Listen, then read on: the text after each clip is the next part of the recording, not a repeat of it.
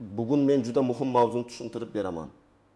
Qish mavsumi oldidan pensionerlar, kam ta'minlangan oilalar, yolg'iz keksalar va subsidiya olish huquqiga ega fuqarolar qanday qilib 2500 ming so'mgacha pulni tejashi mumkin? Bu ma'lumotni ko'pchilik bilmaydi. Ayniqsa nafaqadagi ota-onalarimiz, buvilarimiz va bobolarimiz ko'pincha davlat dasturlaridan xabarsiz qolib ketishadi. Natijada ular o'z cho'ntagidan to'lashi shart bo'lmagan xarajatlarni ham to'lab yurishadi. Bu video har bir oilaga tegishli. Chunki xonadoningizda pensioner bo'lmasa ham ota-onangiz, qo'shningiz, qarindoshingiz yoki tanishingiz bu imkoniyatdan foydalanishi mumkin. Men bugun qaysi yordamlar borligi, kimlar murojaat qilishi kerakligi, qaysi joylarda xato qilmaslik zarurligi va hujjatlarni qanday tayyorlash kerakligini oddiy tilda tushuntiraman. Videoni oxirigacha ko'ring. Hoziroq kanalga obuna bo'ling va like bosing. Chunki bu ma'lumotni qancha ko'p odam ko'rsa, shuncha ko'p pensioner qishki xarajatlarda yengillik oladi.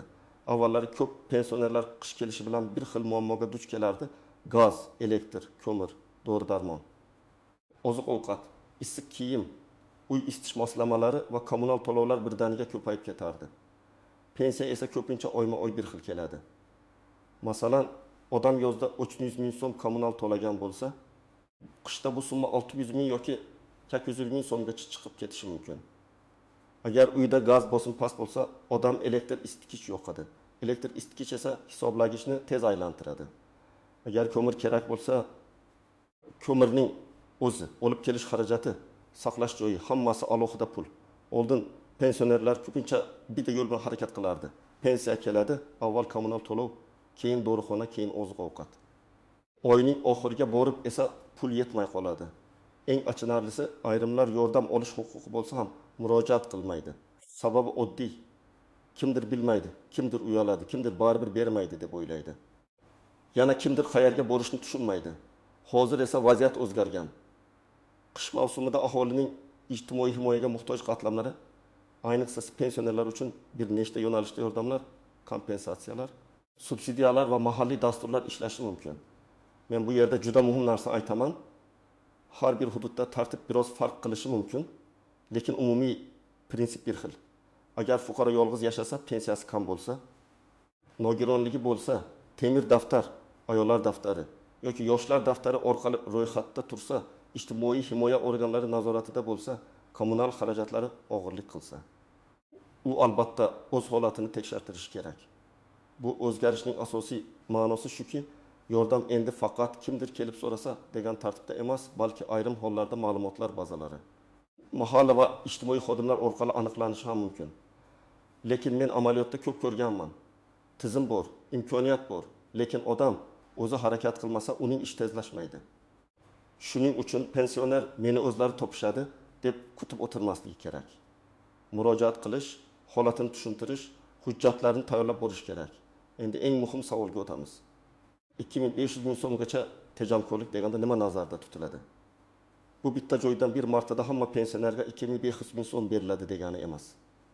Bu qish mavsumida bir nechta yordam, imtiyoz va xarajatni kamaytirish choralarini to'g'ri qo'llasa, oila yoki pensioner shuncha pulni cho'ntagida saqlab qolishi mumkin degani.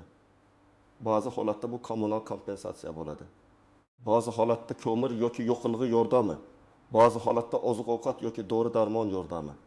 Yana ba'zi holatda uy-joy sharoitini yaxshilash bo'yicha mahalliy yordam bo'lishi mumkin. Birinchi misolni olaylik. Toshkent viloyatidagi yolg'iz pensioner ayolni tasavvur qiling. Pensiyasi 1 million 200 ming so'm atrofida. U 2 xonali eski uyda yashaydi. Qishda gaz yaxshi kelmaydi. Shuning uchun elektr plita va isitgich ishlatadi. Yozda elektr uchun 120 ming so'm to'lasa, qishda dirtiz 5 ming so'mgacha chiqadi. Gaz uchun yana 100 ming so'm, suv va chiqindi uchun 60 ming so'm, dori-darmon oyiga 300 ming so'm, oziq-ovqat eng kamida 900 ming so'm. Demak, uning xarajatlari pensiyasidan oshib ketadi. Agar u mahalla orqali ijtimoiy yordamga murojaat qilsa, qishki kommunal yengillik, bir martalik moddiy yordam, oziq-ovqat to'plami yoki dori-darmon xarajatiga yordam olishi mumkin. Natijada u har oy 30 ming yoki 500 ming so'mni tejab qolish ehtimoli bor. Qishning 4-5 oyida Bu 1.500.000 so'mdan 2.500.000 so'mgacha farq qiladi. Ikkinchi misol. Qashqadaryo yoki Surxondaryo viloyatida yashaydigan pensioner oilani olaylik. Er-xotin ikkalasi ham pensioner. Ularning umumiy pensiyasi 2.400.000 so'm. Uy ko'mir bilan isitiladi. Qishga 5 tonna yoki 2 tonna ko'mir kerak bo'ladi. Ko'mirning narxi olib kelish, tushirish, ustiga ustak mayda xarajatlarni qo'shganda bir mavsumga 2.5 million so'mdan ortiq chiqishi mumkin. Agar mahalla yoki tuman hokimligi orqali qish mavsumi uchun ijtimoiy ko'mir arzonlashtirilgan yoqilg'i yoki moddiy yordam ajratilsa, bu oilaning eng katta xarajati kamayadi. Ular o'z pullarini dori-darmon, oziq-ovqat va boshqa zarur ehtiyojlarga ishlatadi. Mana shu ham real tejamkorlik. Uchinchi misol. Shaharda yashaydigan pensionerning uyida hisoblagichlar noto'g'ri ishlashi yoki eski jihozlar juda ko'p elektr yutishi mumkin. Masalan, eski muzlatgich bir oyda juda ko'p elektr sarflaydi. Eski elektr isitgich esa xavfli ham.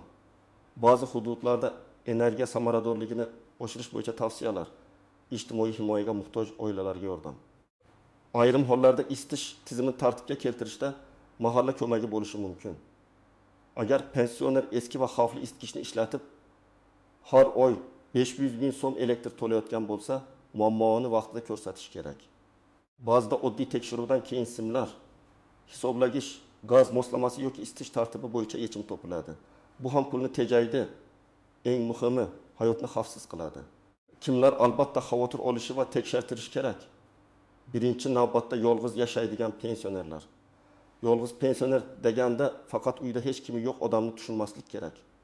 Ba'zan farzandlari bor, lekin boshqa viloyatda yoki chet elda. Ba'zan farzandlari yordam bera olmaydi. Ba'zan pensioner rasmiy ro'yxatda oila a'zolari bilan ko'rinadi, lekin amalda o'zi yashaydi. Mana shunday holatlarda mahalla va ijtimoiy xodimga vaziyatni aniq tushuntirish zarur. Ikkinchi guruh nogironligi bo'lgan pensionerlar. Ularning qishki xarajatlari odatda yuqoriroq bo'ladi. Chunki dori-darmon ko'proq. Uyda issiqlik doimiy bo'lishi kerak. Shifoxonaga borish-kelish xarajati bor. Agar nogironlik guruhi bo'yicha hujjatlar to'liq bo'lsa, murojaat qilish osonroq bo'ladi. Lekin ko'p odam bir xatoga yo'l qo'yadi. Eski ma'lumotnoma, muddati o'tgan hujjat yoki noto'g'ri ko'rsatilgan yashash manzili bilan boradi. Keyin ishi cho'zilib ketadi. Uchinchi guruh kam pensiya oladiganlar. Masalan, pensiyasi eng zarur xarajatlarni qoplamagan keksalar. Bu yerda faqat pensiya miqdoriga qaralmaydi. Uyda nechta odam yashaydi? Boshqa daromad bormi? Kommunal to'lov qancha? Qarzdorlik bormi? Dori-darmon xarajati qancha? Bularning hammasi muhim. Agar pensioner pensiyam bor demak yordam bermaydi deb o'ylasa xato qiladi. Pensiya borligi yordam olish imkoniyatini avtomatik yo'q qilmaydi. Muhimi ehtiyoj darajasi va ijtimoiy holat qanday. To'rtinchi guruh kommunal qarzdorligi yig'ilib qolgan pensionerlar. Bu juda nozik masala. Ba'zi odamlar qarz bo'lsa, endi borsam uyat bo'ladi deb mahallaga chiqmaydi. Aksincha, aynan shunday vaziyatda tezroq murojaat qilish kerak. Chunki qarz ko'payaversa, keyin uni yopish qiyinlashadi. Masalan, elektrdan 800.000 so'm qarz, gazdan 500.000 so'm qarz yig'ildi. Pensioner buni birdan to'lay olmaydi. Agar u holatini tushuntirsa, ijtimoiy yordam bo'lib to'lash yoki boshqa qonuniy yo'l bo'yicha maslahat olishi mumkin. Murojaat qilmaslik esa muammoni kattalashtiradi. Kimlar kamroq xavotir olsa bo'ladi. Agar pensioner farzandlari bilan yashasa, oila daromadi yetarli bo'lsa, uy sharoiti yaxshi bo'lsa, kommunal qarzdorlik bo'lmasa va qishki xarajatlar oilaga og'irlik qilmasa, unda shoshilinch yordamga ehtiyoj bo'lmasligi mumkin. Lekin baribir ma'lumotni bilib qo'yish foydali. Chunki vaziyat bir oyda o'zgarishi mumkin. Kasallik narx oshishi, ish yo'qolishi, katta kommunal hisob, isitish tizimi buzilishi, bularning hech biri oldindan ruxsat so'rab kelmaydi. Endi ko'pchilik bilmaydigan nozik jihatlarga o'tamiz. Birinchi muhim nuqta, hamma yordam avtomatik tushmaydi. Ayrim ma'lumotlar bazada ko'rinadi, lekin real hayotdagi holat ko'rinmaydi. Masalan, pensionerning propiskasida o'g'li ham turadi. Tizimda u oila a'zosi bor deb chiqadi. Lekin o'g'li 5 yildan beri boshqa joyda ishlayotgan bo'lishi mumkin. Agar pensioner buni tushuntirmasa, uning ehtiyoji noto'g'ri baholanishi mumkin. Shuning uchun murojaatda men amalda yolg'iz yashayman. Farzandlarim doimiy yordam bermaydi. Dori-darmon xarajati oyiga shuncha, qishda isitish xarajati shuncha deb aniq yozish kerak. Ikkinchi nozik jihat, yordam turi hududga qarab farq qiladi. Bir tumanda ko'mir yordami ko'proq dolzarb bo'lsa, boshqa joyda kommunal kompensatsiya yoki oziq-ovqat to'plami bo'lishi mumkin.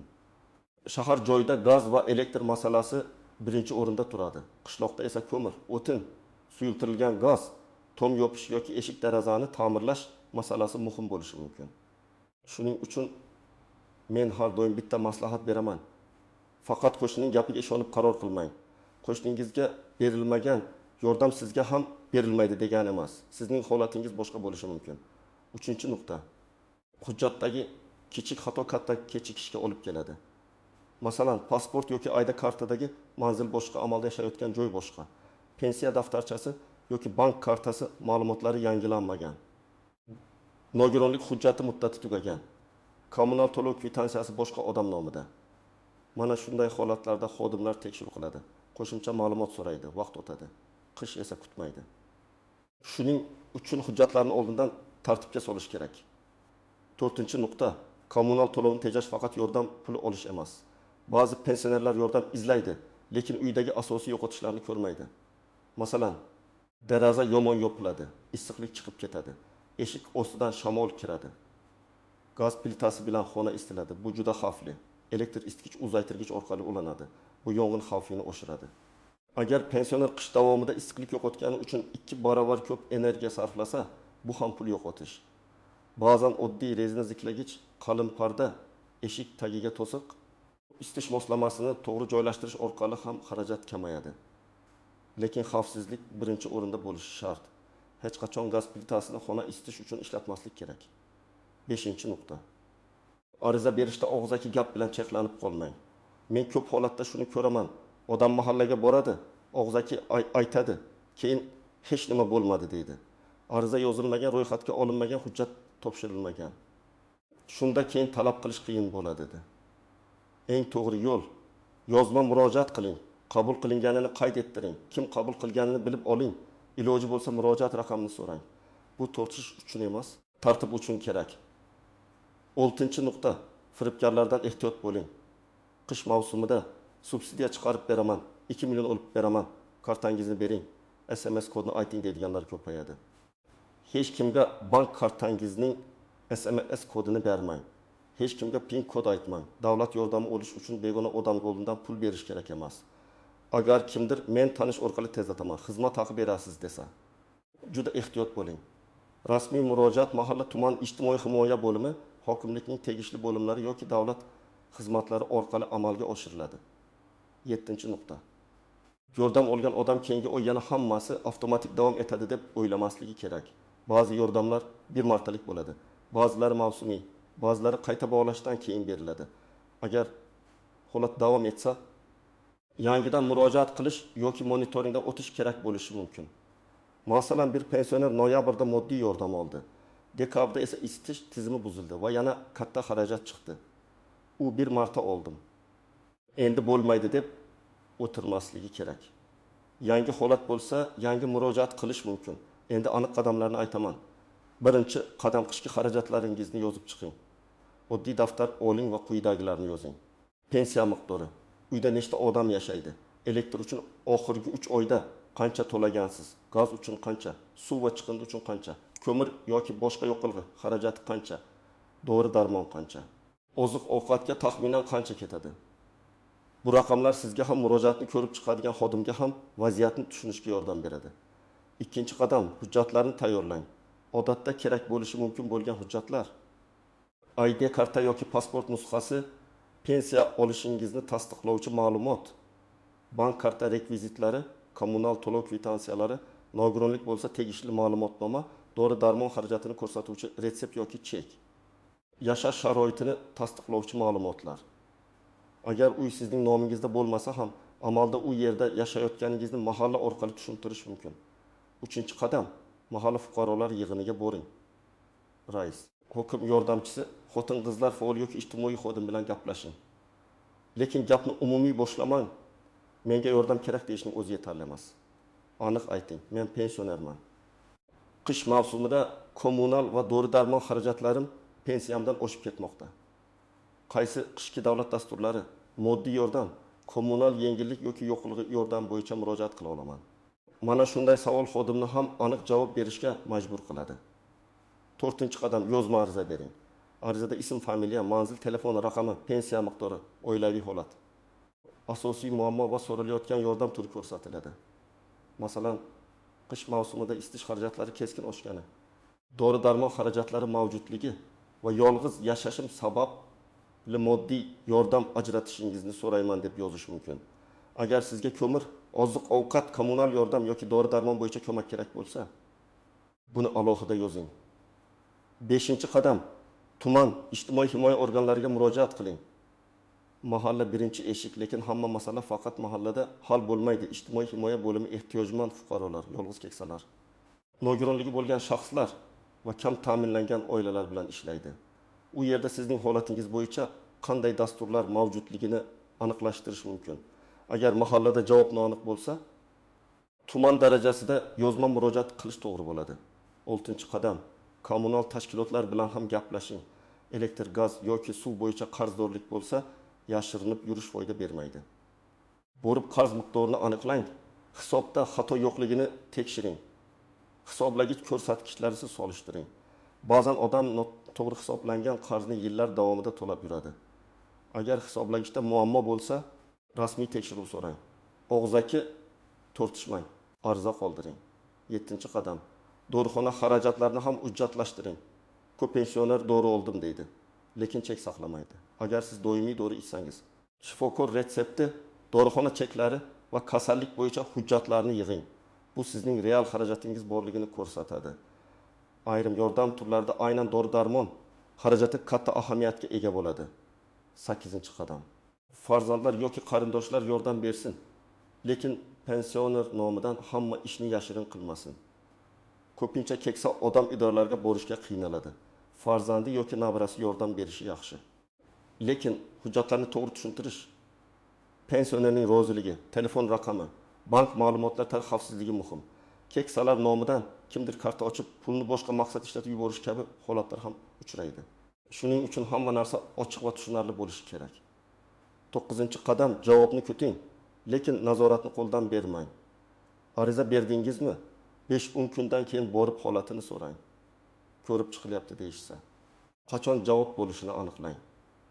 Rad javobi bo'lsa, sababini yozma ko'rinishda so'rang. Sababini bilsangiz, hujjatni to'ldirasiz yoki yuqori tashkilotga murojaat qilasiz. Sababsiz jim qolish esa eng yomon holat. 10-qadam qish boshlanib bo'lgandan keyin emas, hozirdan harakat qiling. Eng katta xato shuki, odamlar sovuq tushib, qarz yig'ilib, dori tugab, uy sovib ketgandan keyin murojaat qiladi. Dasturlar va mablag'lar ham reja bilan ishlaydi. Kim oldin hujjatini topshirsa, uning holati oldin o'rganiladi. Shuning uchun bugun eshitgan bo'lsangiz, bugun daftar oching, ertaga hujjatlarni yig'ing, keyingi ish kuni mahallaga boring. Yana bir amaliy misol aytaman. Agar pensioner oyiga 2200 so'm dori oladi, qishda elektr xarajati 3000 so'mga oshadi. Ko'mir uchun mavsumda 1200 so'm kerak bo'ladi. Oziq-ovqat narxi sabab oyiga yana 2000 so'm qo'shimcha xarajat chiqadi. 4 oyda qo'shimcha yuk 3000 so'mdan oshadi. Agar u ko'mir yoki kommunal yordam orqali 1000 so'm, oziq-ovqat yoki moddiy yordam orqali 7000 so'm, dori-darmon yordami yoki boshqa yengilliklar orqali 500 so'm. Energiyani to'g'ri ishlatish orqali yana 300 so'm tejasa, jami 2 so'mga yaqin farq qiladi. Bu nazariy gap emas. Bu real hayotda xarajatlarni boshqarish natijasi. Lekin men yana bir narsani alohida ta'kidlayman. Hech qaysi yordamni kafolatlangan pul deb qabul qilmang. Har bir murojaat o'rganiladi. Kimdir oladi, kimdir rad javobi oladi, kimdandir qo'shimcha hujjat so'raladi. Muhimi o'z huquqingizni bilish, tartibni tushunish va vaqtda harakat qilish. Eng katta yo'qotish yordam berilmagani emas, balki yordam olish huquqi bo'la turib, umuman murojaat qilmaslikdir. Bugun men qish mavsumida pensionerlar uchun eng muhim masalani tushuntirdim. 2500 so'mgacha tejamkorlik birgina serli to'lov emas, balki kommunal xarajat, yo'qilg'i, dori-darmon, oziq-ovqat va ijtimoiy yordam imkoniyatlarini to'g'ri birlashtirish orqali paydo bo'ladigan real yengillikdir. Avval odamlar ko'pincha o'z muammosi bilan yolg'iz qolardi, hozir esa mahalla. ijtimoiy himoya organlari va mahalliy dasturlar orqali murojaat qilish imkoniyati bor. Siz bugunoq uchta ishni qiling. Qishki xarajatlaringizni yozing. Hujjatlaringizni yig'ing va mahalla yoki tuman ijtimoiy himoya bo'limiga aniq savol bilan murojaat qiling. Ayniqsa yolg'iz pensionerlar, nogironligi bo'lgan keksalar, kommunal qarzdorligi borlar va pensiyasi xarajatlariga yetmayotganlar bu masalani o'tga surmasin. Izohlarda yozing, sizning hududingizda pensionerlarga qish uchun qanday yordamlar berilyapti, kimdir olganmi? Qanday hujjat so'rashgan? Tajribangiz boshqalarga foyda beradi. Videoga like bosing, kanalga obuna bo'ling va bu ma'lumotni ota-onangiz, qo'shnilaringiz va qarindoshlaringizga yuboring. Chunki ba'zan bitta xabar bir pensionerning butun qishini yengillashtirib berishi mumkin.